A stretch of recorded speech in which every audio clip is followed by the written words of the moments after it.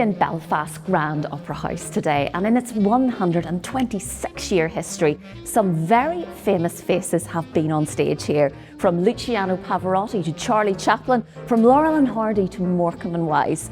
And that's the cue to talk about some very appropriate Ulster-Scots words that will sit well in the stalls here in this beautifully restored building.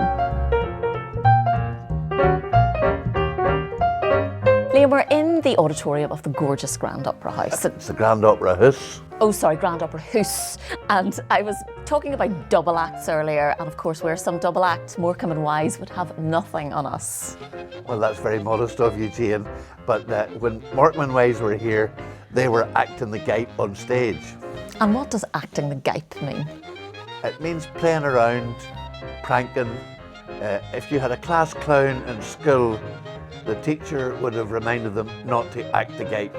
Now, we can't come to the Grand Opera House without mentioning the one and only May McFettridge, who loves troweling on a slap before she goes on stage to make her even more gorgeous than she already is.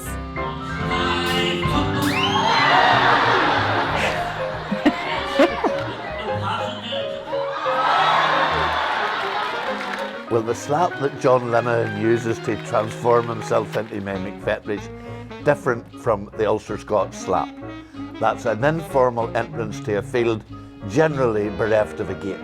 Well, it's certainly a long way from where we are today in these gorgeous surroundings, and we'll see you next time.